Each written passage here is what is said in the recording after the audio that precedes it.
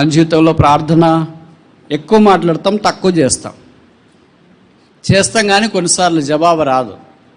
ఎందుకు రాదు? బతుకు బాగలేదేమో.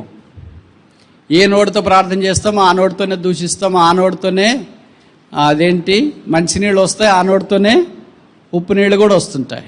ఆ నోటితోనే చక్కగా మాట్లాడతాము, ఆ నోటితోనే కాని మాటలు పలకటానికి ప్రయత్నం చేస్తాం. ఆశీర్వాద వచనము, శాపవచనము ఒకే ఊట్లో నుండి ఎలాగొస్తాయి? బయట రావట్లేదు, మనకు వస్తున్నాయి. బయట ప్రకృతిలో అలాగ జరగదు. మంచినీళ్ళు ఊట అంటే మంచినీళ్ళే వస్తాయి, మంచినీళ్ళు బావంటే మంచినీళ్ళే వస్తాయి, ఉప్పు నీళ్ళు బావంటే ఉప్పు నీరు వస్తాయి. మరి సంఘములో అలా కాదు. ఎప్పుడు ఆదివారం మంచినీళ్ళు బావి, సోమవారం నుండి శనివారం దాకా కలిపినారు బోర్ వాటర్ కూడా దాంట్లోకి. కొంతమంది అడుగుతుంటాను నేను, బ్రదర్ మీకు మున్సిపాలిటీ వాటర్ వస్తాయంటే మంచి కృష్ణానది నీళ్ళు మంచిగా వస్తాయి బ్రదర్, అన్నిటికీ అవే వాడతారంటే లేదు బ్రదర్, తాగటానికి మాత్రం వేడి చేసుకొని ఫిల్టర్లు వేసుకొని ఆర్ఓలు వేసుకొని తాగుతాం. మిగతాది ఎట్లా అంటే బోర్ ఉంది బ్రదర్, మంచినీళ్ళు పడే లేదు బ్రదర్, ఉప్పు నీళ్ళు. మరి ఏం చేస్తాం? కలుపుతాం బ్రదర్. అవి ఇవి కలపటానికి అలవాటైనారు విశ్వాసులు. లోకము పరిశుద్ధత కలుపుతున్నారు, యేసు ప్రభుని సాతాన్ని కలుపుతున్నారు, పాపాన్ని ఈ దేవుని యొక్క వాక్యాన్ని కలుపుతున్నారు. అన్నీ కలుపుకొని తినాలని వాళ్ళు ప్రయత్నం చేస్తారు.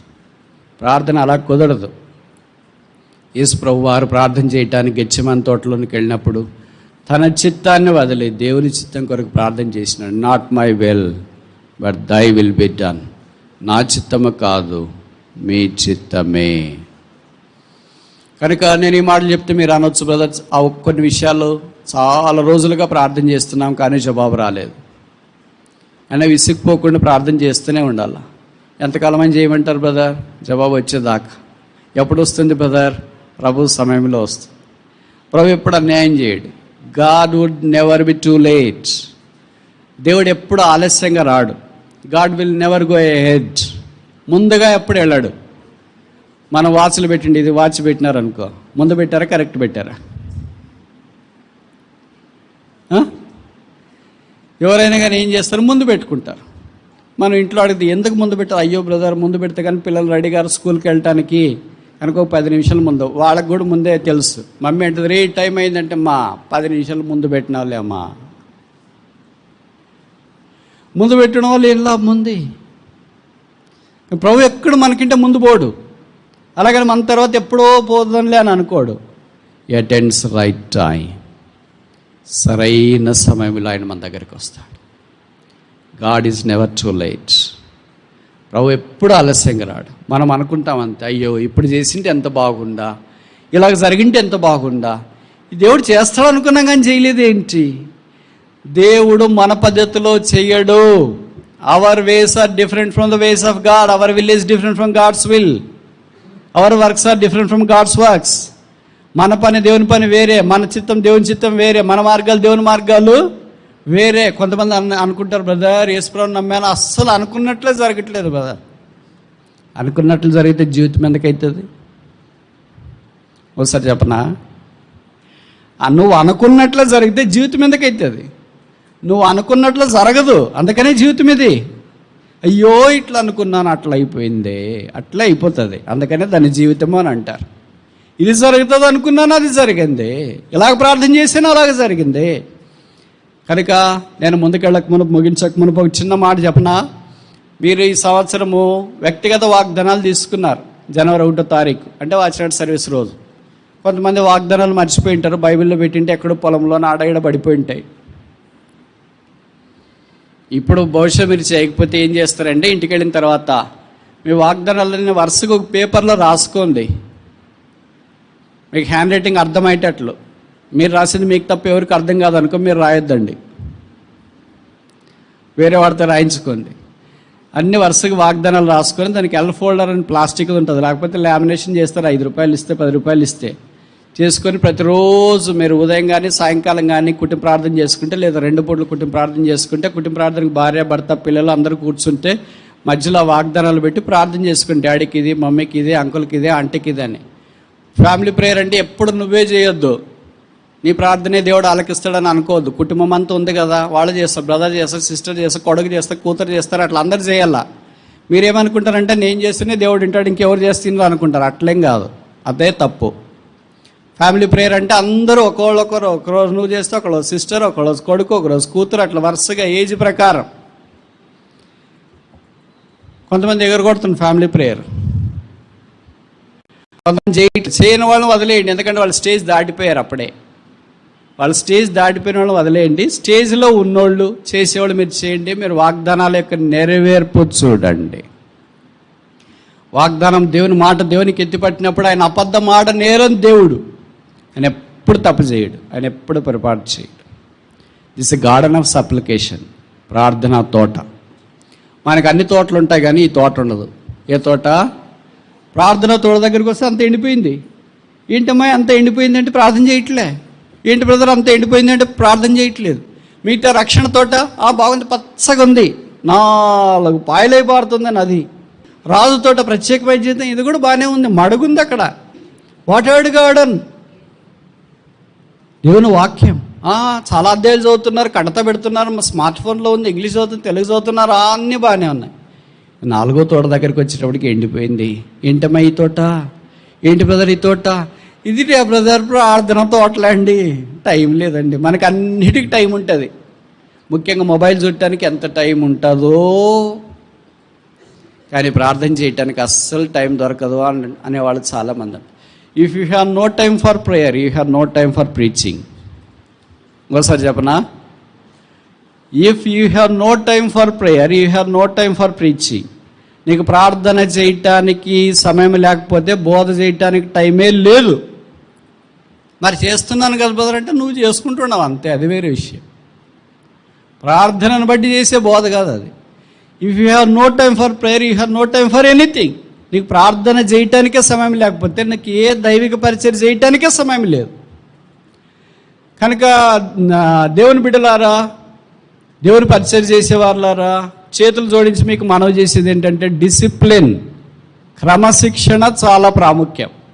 శిష్యుడు అంటే అర్థం ఏంటి? డిసైపుల్ అంటే క్రమశిక్షణ కలిగిన వాడు. ఎవరు క్రమశిక్షణలోనికి వస్తారో వారే శిష్యులు అవుతారు. క్రమశిక్షణలోనికి రాని వాళ్ళు శిష్యులు కాదు. వాళ్ళు ఎవరు మరి? గొప్ప జనసమూహం. వాళ్ళు ఎవరు మరి?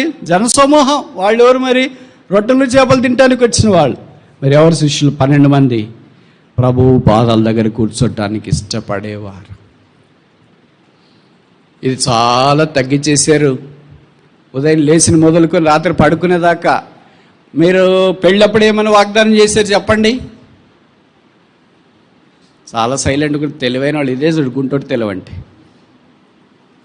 పెళ్లి చేసుకునేటప్పుడు ఏమైనా ప్రమాణం చేశారు? నా దినాన్ని మోకాళ్ళతోనా, బైబిల్తోనా, కుటుంబ ప్రార్థనతోనా ఆరంభించి కుటుంబ ప్రార్థనతోనా ముగించుదునని ప్రమాణము నేను చేయనోడు చెప్తున్నాడు, చేసిన వాళ్ళు చెప్పడానికి ఏంటి? ఇలాగ చేశారుగా, ఇప్పుడు మార్చి చేస్తారా? ఎందుకంటే అది ఎలాగో చేయట్లేదు కదా. నా దినమును మొబైల్ ఫోన్తో ఆరంభించి మోకాళ్ళ మీద మొబైల్ ఫోన్తోనే దినాన్ని ముగించుదునని ప్రమాణం చేయించున్నాను. అలాగ సిగ్గు అనిపించట్లే? చెప్పరేంటమ్మా? నేను నిజంగా గుండెల్లో దూసుకుపోయే ప్రశ్న ఒకటి అడగనా? అడుగు, మేము మారితే కదా అంటారా? రోజు నువ్వు బైబిల్తో గడిపే సమయం కంటే నీ మొబైల్ ఫోన్తో గడిపే సమయం ఎక్కువ తక్కువ? అబద్ధం చెప్పొద్దు. శుక్రవారం ఉపవాసం ఉన్నారు కొంతమంది. నీవు మొబైల్ ఫోన్తో వేరే విషయాల్లో అంటే వాక్యానికి సంబంధించి లేదా యూట్యూబ్లో మెసేజ్ లైవ్ వినటానికి దానికి సంబంధించి కాకుండా వేరే నీకు తెలుసు చెత్త, అది ఎవరు చెప్పాల్సిన పని లేదు, నీ చెత్త నీకే తెలుసు, నీకే అర్థమవుతుంటుంది. నేను ఇదంతా వేస్ట్ చెత్త, ఊరికి అది ఇది ఏదేదో చూసిన తర్వాత ఏమో అబ్బా రేపటి నుండి మా అనుకోవాలి, నాలాంటి సేవకుడు ఇలాగ చేస్తే ఎలా, నాలాంటి విశ్వాసి ఇలాగ చేస్తే ఎలా, నాలాంటి బోధకుడు ఇలాగ చేస్తే ఎలా, రేపటి నుండి ఇంకేం లేదు అనుకుంటాడు. వెంటనే కాలం మోగుతుంది. అయ్యి ఇది ఒక్కటేలే. ఇలాగ వారాలు, నెలలు, సంవత్సరాలు గడిచి ఎండిపోయిన తోట అదొకసారి మంచి తోటే, ఒకసారి ప్రార్థన అంటే మోకాళ్ళ మీదకి వచ్చిన తోటే. ఇప్పుడు ప్రార్థన అంటే మోకాళ్ళకి రావట్లేదు. ఒకసారి ప్రార్థన అంటే గంటలు గంటలు చేసిన తోటే, ప్రార్థన కొరకు సవాలు విసిరిన తోటే. ఇప్పుడు ప్రార్థన చేస్తామంటే తప్పించుకొని పోయే తోట.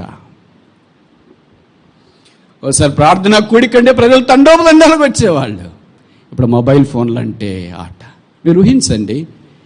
నేను ఈ మాట చెప్తే మీరు అంటారు కదా, అవును బ్రదర్ చాలా ఇంపార్టెంట్ ఉంటాయి కదా అందుకే అటెండ్ అవుతున్నామని. మొబైల్ ఫోన్ లేకున్నప్పుడు ఎలాగ బతికారు మరి? చెప్పరేంటి?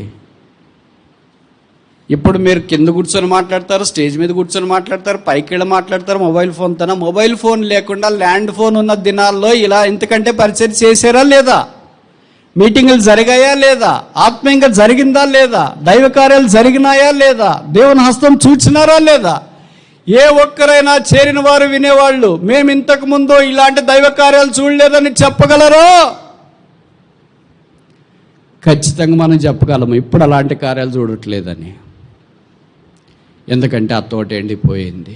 గెత్సేమనే తోట లేదు. యేసును ఆయన శిష్యులను ఆ తోటకు వెళ్ళొచ్చుండరి. ఏమైంది? నీకెవరు చెప్పాల్సిన పని లేదు. భార్య చెప్పాల్సిన పని లేదు, భర్త చెప్పాల్సిన పని లేదు, సేవకుడు బోధకుడు ఎవరో చెప్పాల్సిన పని లేదు. నీ మనస్సాక్షే. నువ్వు రక్షించబడ్డావు కదా, నీ మనస్సాక్షి నీకే ఉత్తరం ఇవ్వాల. ఎలాగున్నాను, ఇది ఏం చూస్తున్నాను, ఇది ఎంత టైం వేస్ట్, దీనివల్ల ఎంత నిరుపయోగం. ఏది అవసరం అదే చూసుకోవడం, ఏది మాట్లాడుకోవడం అదే మాట్లాడుకోవడం. మిగతా సమయం అంతా సెల్ ఫోన్ ఆఫ్ చేయొచ్చు, తర్వాత ఏదైనా ఉంటే మాట్లాడవచ్చు, లేకపోతే దాంతోనే అంత గడిచిపోయినాం. బ్రదర్ సెల్ ఫోన్ చూడడం తప్పేంటండి? తప్పేమీ లేదండి. కానీ తప్పులేనివన్నీ పరిశుద్ధమైనవి కాదు. ఒకసారి చెప్పనా? తప్పులేనివన్నీ పరిశుద్ధమైనవి కాదు. తప్పులేనివన్నీ ఆచరించలేము. తప్పులేనివన్నీ పాపాలు కాదు. కానీ తప్పులేంది మన సమయాన్ని పూర్తిగా నాశనం చేస్తుంది. అందుకని ఎండిపోయా. బయట నోట్లో నుండి బయటికి వాక్యం రావట్లేదు. ప్రార్థన చేసిన జీవం లేదు, సువార్తకి వెళ్ళినా జీవం లేదు, ఎక్కడ మాట్లాడుతున్నా జీవం లేదు. ఎంత విషాదకరమైనది. ఎన్ని వ్యర్థం చేస్తున్నారు. ఎన్ని వ్యర్థాలు చేసినా సరే ఎవరిని ఒక మాట గద్దించడానికి లేదు. ఎవరు నన్ను గద్దిస్తే నన్ను గురించి చెప్పాడు, ఎవరు చెప్పారో ఆయనకే అని అనుకుంటా. మీకు ఒక విషయం చెప్పనా అంటే, అప్పుడు భక్సింగాళ దినాల్లో ఇప్పుడు ఎవరు నేను చెప్పడానికి ఏం ధైర్యం చేయలేను అనుకో. చెప్పినా కూడా ప్రజలు వినే స్థితిలో లేరు. ప్రతిదానికి కౌంటర్ నేర్చుకున్నారు. నీ జీవితంలో కౌంటర్ వేసేది నేర్చుకున్నంత దాకా నువ్వు ఆత్మీయంగా వృద్ధి పొందలేవు. ఎప్పుడైతే జీవితంలో ఎస్ లార్డ్, అవును ప్రభువా, చిత్తం ప్రభువా అనేది వస్తుందో అప్పుడే వృద్ధి పొందడానికి అవకాశం. భక్సింగ్ గారు ఒకసారి రాయలసీమ ప్రాంతంలో సువార్త దండయాత్ర కొరకు వచ్చిన అప్పుడు ఇంత విస్తారమైన భోజన పానాలు అరుదుగా దొరికేవి. ఒక చెట్టు కింద ఊరికి వెళ్ళబట్ట ఒక చెట్టు కింద మంచి భోజనం తీసుకొని వచ్చి సువార్త దండయాత్రకు వచ్చిన వాళ్ళకి వడ్డించినారు. తిన్నారు. తినిన తర్వాత వాళ్ళు ఇస్తరాకులు ఏమంటారు వీరు, ఇస్తులు తీసుకొని వెళ్తున్నారు. ఆయన అవి కూడా సునిశ్చితంగా పసిగట్టేవాడు. ఎవరో ఒక బ్రదర్, నాలాంటి బ్రదర్ తీసుకొని మడుచుకొని పోతే మీరు రా అని పిలిచినాడంట. వచ్చినాడు. తిన్నావా అంతా అన్నాడు. Have you eaten everything? Yes brother అని అన్నాడంట. Have you left anything there? ఏదైనా వదిలేసినావా ఇస్తరాకులు అంటే? ఏం లేదు బ్రదర్ అని. తెలిసి చూపించు అన్నాడు. చూపించినాడు. ఆయన అనుమానం వస్తుంది కదా, మాకు తెలుసు కదా ఎట్లాంటి వాళ్ళు ఏం చేస్తారనేది. మా అలాంటి వాళ్ళకి తెలిస్తే ఆయనకి తెలియదు ఏంటండి. తెలిసి చూపిస్తే సగం కూర ఉందంట. ఏంటి వై ఆర్ వేస్టింగ్? ఎందుకు వ్యర్థం చేస్తున్నా? ఇది నీ శరీరానికి ఏమైనా నష్టమా అంటే, ఏమైనా దురద వస్తుందా, జిల వస్తుందా, వాపు వస్తుందా, అలర్జీనా, ఏమైనా నీ శరీరానికి ఇది పడతా? ఏదో బ్రదర్ పడుతుంది. మరి ఎందుకు పడేస్తున్నావు? ఎక్కువైంది బ్రదర్. ఎందుకు ఎక్కువ వేసుకున్నావు? ఇప్పుడు మనమైతే ఏమంటే ఎవరు నువ్వు అడగటానికి, నీ చూసుకో. ఇప్పుడు భక్సింగ్ గారు ఏం చెప్పాడు తెలుసా? Go back, eat all this curry, come, I will be waiting here at the dustbin. Dustbin దగ్గరే నేను ఎదురు చూస్తుంటాను. మొత్తానికి ఆ బ్రదరు ఆ ఆకులో ఉంచుకున్నది ఏంటంటే గుత్తి వంకాయ. మీరు అదే అంటారా?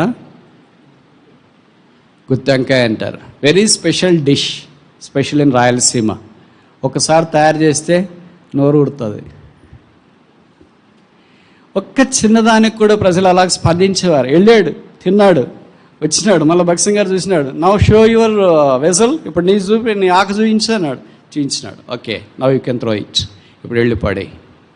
ఆ దినాలు ఏమైపోయినా ఇప్పుడు ఎవరికి ఏం చెప్పడానికి లేదు. చెప్పినా నీ సంగతి నువ్వు చూసుకో, నా దాకెందుకు. దేవుని జనం ఎంత పాడైపోయారు. గెత్సేమనే తోట ఏమైపోయింది? ఎండిపోయింది. ఈ మధ్యాహ్నము తిరిగి మన స్థలాలకు వెళ్ళక మనపు మనం ప్రభువా గెత్సేమనే తోట, ప్రార్థనా తోట, ఒలీవల తోట, నీరు కట్టిన తోటగా ఉంచు. జీవజల నదేని యేసు ప్రవహించు.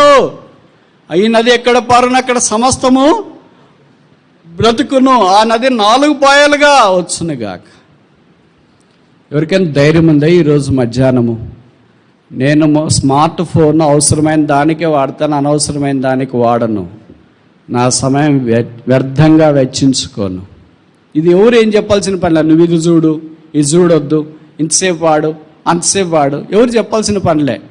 12 ఏళ్ళు 18 ఏళ్ళు వచ్చిన తర్వాత రక్షించబడి ఉంటే మన సాక్షి పనిచేస్తుంది.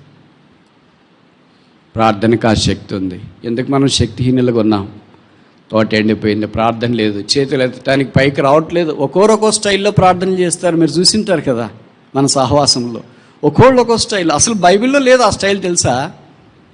నాకు చాలా ఆశ్చర్యం వేసింది. ఇంత కుర్రోళ్ళు ఏంటి ఇంత కొత్త స్టైల్లో ఫార్మేట్ చేయడం ఏంటి? దినవృత్తాంతాల 1 గ్రంథం 17వ అధ్యాయంలో చెప్పబడింది, రాజైన దావీదు యెహోవా సన్నిధిలో ఏం చేశాడు? కూర్చుండి. కూర్చోవడం అంటే అర్థం ఏంటి? ఇప్పుడు ఎవరైనా మీరు మా ఇంటికి వచ్చారు, నాకేం ఇల్లు లేదు చెప్తున్నా, వచ్చారని కూర్చోండి అక్క, కూర్చోండి బ్రదర్ అన్న. లేదు బ్రదర్, వెళ్ళాలి బ్రదర్ అని మొత్తానికి మీరు వెళ్తూ ఉన్నారు. అంటే మీరు ఎందుకు కూర్చోలేదు? మీకు తొందర ఉంది, విశ్రాంతి తీసుకోవటానికి టైం లేదు, మీకు వేరే పనులు ఉన్నాయి, అందుకే మీరు కూర్చోవట్లేదు. వచ్చిన వెంటనే కూర్చోండి అక్క వెంటనే మీరు కూర్చున్నారని, కూర్చొని బ్రదర్ అంటే కూర్చున్నారనుకో, అర్థం ఏంటి? మీకు టైం ఉంది, మీరు కూర్చొని కొద్దిసేపు మాట్లాడగలరు. వీళ్ళతో కూర్చుంటే మనకు మేలని మీకు అనిపిస్తుంది. కనుక మీరు వెంటనే చేయాల్సిన పని ఇంకేమీ లేదు. అక్కడ ఏం రాయబడిందంటే, సేవకుడైన దావీదని రాయలేదు, గొర్రెల కాపరైన దావీదని రాయలేదు, ఇశ్రాయేలు మొదటి గాయకుడైన దావీదని రాయలేదు. ఏం రాశారు క్యాప్షన్ అంటే, రాజైన దావీదు యెహోవా సన్నిధిలో కూర్చుని వెంటనే ఆయనకి పెళ్ళుబుకి వచ్చింది. గొర్రెల దొడ్లో ఉన్న నేను రాజుగా కావడం ఏంటి? ఇంతగా హెచ్చించడానికి నీకు ఇది స్వల్ప విషయమే. నేను సామాన్యమైన కుటుంబం నుండి వచ్చా. అలాగ మాట్లాడుతుంటే దేవుని హృదయం కదిలిపోయింది. కూర్చుంటే కదా మనకి కూర్చోటానికి టైం లేదు. భార్యతో కూర్చునే టైం లేదు, భర్తతో కూర్చునే టైం లేదు, పిల్లలతో కూర్చునే టైం లేదు, విశ్వాసాలతో కూర్చునే టైం లేదు, వీళ్ళతోనే కూర్చునే టైం లేకపోతే ఇంకా దేవునితో కూర్చోటానికి టైం ఎక్కడుంది వాళ్ళకి? వీళ్ళతోనే కూర్చోటానికి టైం లేని వాళ్ళు దేవునితో కూర్చుంటారని ఎలాగ అనుకుంటాం మనము? కూర్చుండే వాళ్ళు నిలబడగలరు. Those who cannot sit cannot stand. దావీదు కూర్చున్నాడు కనుక లేచి నిలబడినాడు. దావీదు దేవుని సంకల్పం చొప్పున తన తరం వారికి సేవ చేసేను. నెహెమ్యా 1వ అధ్యాయంలో మనం చూస్తే, నెహెమ్యా వార్త విన్న తర్వాత కూర్చుండి ఏడ్చి, నెహెమ్యా కూర్చోగలిగినాడు కనుక he could stand before the king, రాజు దగ్గర నిలబడగలిగాడు. మనం కూర్చోలేకపోతున్నాం. కొత్త నిబంధనలు మరీ వస్తే మరీ ఏం చేసింది? యేసు పాదముల యొద్ద మనకు కూర్చునే టైం లేదు. మనకి టైం లేకపోతే మనం ఎలాగ నిలబడతాము? If we have no time to sit, we have no time to stand. కూర్చోవటానికి టైం లేకపోతే నిలబడటానికి టైం లేదు. ఈ రెండు లేవు కనుక ప్రార్థన చేయటానికి శక్తి లేదు. ప్రార్థన చేయటానికి లేదు కనుక తోట ఎండిపోయింది. వ్యక్తిగత కుటుంబ సంఘ జీవితాలు ఎండిపోయాయి. ఓసారి పచ్చగా విరబోసింది. ఎంతో మంది వచ్చి కూర్చున్నారు దానికి కింద. నీటి చాలా బాగుంది. ఆదికాండం 18వ అధ్యాయం అబ్రహాం దగ్గరకు 3 వ్యక్తులు వచ్చినారు. అబ్రహాం ఏమన్నాడు? ఈ చెట్టు కింద నీడన విశ్రాంతి తీసుకునండి, అలసట తీర్చుకునండి. ఇప్పుడు ఆ చెట్టు ఏమైపోయింది? ఎండిపోయింది. మనుషులు అలసటతో వస్తున్నారు, అలసటతో మాట్లాడుతున్నారు, అలసటతోనే వెళ్ళిపోతున్నారు. అలసట తీరట్లేదు. యోహాను సువార్త 4వ అధ్యాయం, యేసు సుకార్ అన్న గ్రామంలోనికి వచ్చి అలసి ఉన్న రీతిగా బావి యొద్ద యేసును కూర్చోబెట్టి, ప్రభువా మా ఇంటికి వచ్చి కూర్చో. 3 వ్యక్తులు వచ్చినారు. తండ్రి అయిన దేవుడు, కుమారుడైన దేవుడు, పరిశుద్ధాత్ముడైన దేవుడు. ప్రభువా మా దగ్గర కూర్చో. అలాంటి సంఘాలు లేవా? అలాంటి విశ్వాసులు లేరా? అలాంటి సేవకులు లేరా? అలాంటి బోధకులు లేరా? నిలబడిన యేసుని నిలబెట్టే పంపిస్తున్నారా? వచ్చిన 3 వ్యక్తులను అలాగే పంపిస్తున్నారా? లోతు అలాగే పంపించినాడు. విషాదకర. ఈ మధ్యాహ్నం తీర్మానం ఏంటి? ముగించక మనకు ఒక విషయాన్ని చెప్పి ముగిస్తాం. దేవుడు ప్రార్థన ఆలకిస్తాడు, జవాబిస్తాడు. అదొక ఊరు, భార్య భర్తలు ఉన్నారు, వారికి ఒక కుమారుడు ఉన్నాడు. అల్లార ముద్దుగా పెంచుకున్నారు. జీవితం మనం అనుకున్నట్లు జరగదు. బండలు ఓళ్ళు అయితే ఓళ్ళు బండలు అవుతాయి. ఈ పిల్లవాడు 5వ తరగతి చదివే దినాల్లో వాళ్ళ నాన్న అకస్మాత్తుగా చనిపోయాడు. తల్లి ఏం చేయాలో దిక్కుదోచని పరిస్థితుల్లో మంచం పట్టింది. ఇక నా బ్రతుకు వ్యర్థమే, మా ఇంటి లేకుండా నేను ఎలాగుండగలను అని అంగలార్చింది, ఘోషించింది, బద్దలయ్యేటట్టు ఏడ్చింది హృదయం. ఇరుగు పొరుగు వారు వచ్చి ఆమెను ధైర్యపరిచినారు, లేవనెత్తినారు, కూర్చుని పెట్టినారు. అలాగూ కుమారుని కొరకు బ్రతకమ్మా, కుమారునిలోని భర్తను చూసుకొని పిల్లవాడిని కొరకు బ్రతకన్నారు. అలాగే బ్రతకడము ఆరంభించింది. కొంతకాలం అయిన తర్వాత భర్త లేడు కదా, సంపద కష్టమైపోయింది. ఆమె పోషణ, పిల్లవాడిని పోషణ, బట్టలు, పిల్లవాడిని స్కూల్లో ఫీజులు ఇవన్నీ కష్టమైనాయి. ఒకసారి స్కూల్లో ఫీజు కట్టే అవసరం అంటే అమ్మ దగ్గరికి వచ్చి అడిగాడు, మమ్మీ స్కూల్లో ఫీజు కట్టాలా డబ్బులు అని. వాళ్ళమ్మ సరదాగా బాధ దిగమింగుకొని, తల్లి యేసుప్రభు వారికి ఒక ఉత్తరం రాయరా అనింది. ఎక్కడ రాయాలా? అప్పుడు కార్డ్స్ ఉండే, ఫోన్ లేవు కదా. 25 పైసలు ఇస్తే పోస్ట్ ఆఫీసులో కార్డు ఇచ్చేవాడు. కార్డు తీసుకొని వచ్చినాడు. ప్రియమైన యేసుప్రభు వారు, నా తండ్రికి నీ కుమారుడు రాయటేమనగా, నేను 5వ తరగతి చదువుతున్నాను, స్కూల్లో కట్టడానికి ఫీజు నాకు లేదు, దయచేసి నాకు 500 ఫీజు పంపించు, ఇట్లా నీ కుమారుడు అని పేరేదో ఇస్సాక్ కనుక రాసినాడు. అడ్రస్ రాయాలిగా, ఏమని రాస్తాడు అడ్రస్? వాళ్ళ అమ్మ దగ్గరికి వచ్చిన, మమ్మీ అడ్రస్ ఏంటి చెప్పువా? ఏం చెప్తా తల్లి, రాయరా నీకు నచ్చింది అనింది. నిజంగా వాడు ఉత్తరం రాస్తాడని తల్లి అనుకోలేదు. సరదాగా ఏదో చెప్పేసింది ఆమె తప్పించుకోవటానికి. కుమారుని విషయంలో ఇంకా బాధ భరించలేక ఉత్తరం తెచ్చుకొని ఉత్తరమే రాసేసాడు. దాని మీద అడ్రస్ రాయరా అంటే, ఏం రాయాలా మమ్మీ, ఏం రాయాలా, నీకు తోచింది రాయరా అని. అప్పుడు వాడు రాసినాడు, టు జీసస్ క్రైస్ట్, యేసుక్రీస్తు ప్రభువు, పరలోక రాజ్యం. 2 లైన్లు రాసినాడు. తన అడ్రస్ యువతల వైపు, తన అడ్రస్ పూర్తిగా రాసినాడు. 1 నెల అయిన తర్వాత ఆ పిల్లవాడు, నేను యేసుప్రభుకు ఉత్తరం రాశాను కదా, జవాబు వస్తుందా అని ఎదురు చూస్తున్నాడు. ఓ రోజు తన తలుపు, ఇంటి తలుపు శబ్దం వినపడింది. ఏంటని తలుపు తెరిస్తే పోస్ట్ మ్యాన్ కనిపించినాడు. అలానా ఐజాక్ నువ్వేనా అన్నాడు. అవును నేనే, నీకు 500 మనీ ఆర్డర్ వచ్చింది. 500 మనీ ఆర్డర్ నాకా? వాడమ్మకి ఆశ్చర్యం వేసి పిలిచి అడిగింది, నీకు 500 మనీ ఆర్డర్ వచ్చిందంట, నాకెవరు పంపిస్తారమ్మా, నీకే ఎవరైనా పంపించినారేమో చూసుకో, మీ అన్నగారో నాన్నగారో వాళ్ళు వీళ్ళు పంపించినారేమో చూసుకో. కాదురా, నీ పేట, ఎవరి పేట వచ్చిందన్నా? ఐజాక్. 500 వచ్చింది. దాంట్లో ఉత్తరంలో ఆ మనీ ఆర్డర్ కింద 2 మాటలు రాసే స్థలం ఉంటుందిలే. మీకు ఇప్పుడు కాలం వాళ్ళకి తెలియదు, పాతకాలం వాళ్ళకి తెలుసు. నా ప్రియమైన కుమారుడా, యేసు ప్రభువు నీకు పంపిస్తున్నా.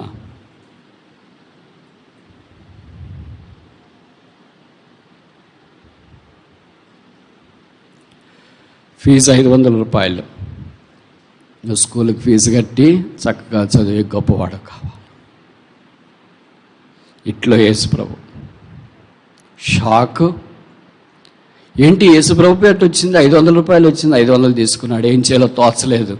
అమ్మ కొడుకు ఇద్దరు కూర్చున్నారు. అమ్మ చెప్పింది, నేను ఏదో సరదాగా అన్నాను రా, నువ్వు సరదాగా చేసావు, ఇప్పుడు చూస్తే వాస్తవంగా 500 వచ్చింది. ఎవరు పంపిస్తారు మరి 500? యేసుప్రభు ఎలాగ పంపిస్తాడు? 500 వచ్చిందనే సంబరం కంటే 500 ఎలాగొచ్చిందనే ప్రశ్న వాళ్ళ మనసులో ఎక్కువ మెదడం ఆరంభించింది. అందుకే ఓ దినాన్న ఈ పిల్లవాడు తల్లి ఇద్దరు కలిసి పోస్ట్ ఆఫీస్కి వెళ్ళారు.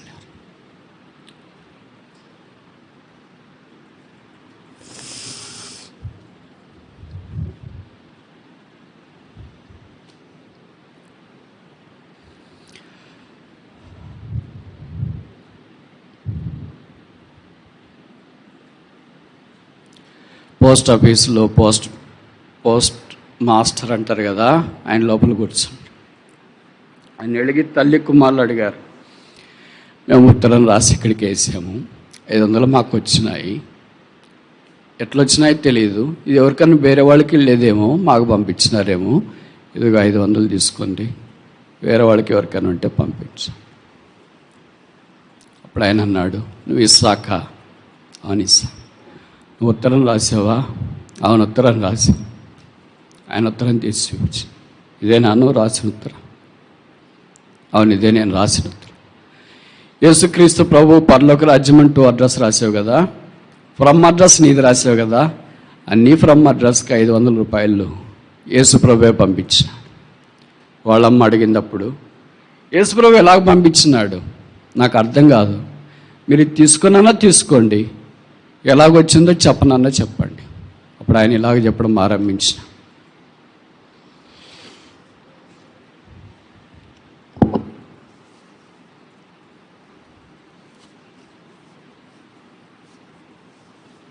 నేను కూడా క్రైస్తవుడిని.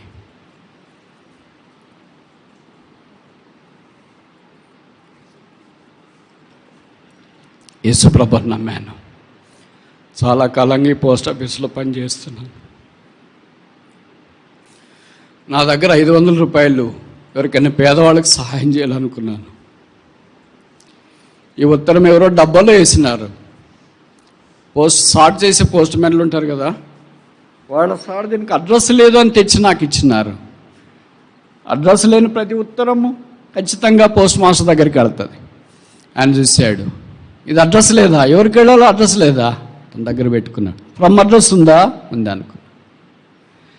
అప్పుడు దేవుడు నాకు ఇచ్చిన భారం కొలిది ఈ 500 రూపాయలు మనీ ఆర్డర్ తీసుకొని ఆ పిల్లవాని అడ్రస్ రాసి యేసుప్రభు పేట పోస్ట్ చేశాను. ఇది ప్రభువు మీకు ఇచ్చింది, మీ ప్రార్థన దేవుడు ఆలకించిన, తిరిగి తీసుకుని వెళ్ళండి. కథ కట్ చేస్తే సరదాగా తల్లి కుమార్తె చెప్పిన మాట దేవుడు ఇలా కూడా ఆలకిస్తాడా? 25 పైసలు పెట్టి ఒక కార్డు రాస్తే పోస్ట్ మాస్టర్ హృదయాన్ని దేవుడు కదిలించగలడు. దేవుడికి సాధ్యం. క్రైస్తవ జనమా, ఎంతకాలం ఇలాగుంటాం? ఎంతకాలం తోట ఎండిపోయినందుగా ఉంటాం? ఎంతకాలం ఇలాగే జీవితాన్ని కొనసాగిస్తాం? రక్తం కార్చి సంపాదించిన దేవుడు మన ప్రార్థనకి జవాబియ్యాడా? మధ్యాహ్నం తీర్మానం ఏంటి? మోకరించండి, ప్రార్థన చేస్తాం.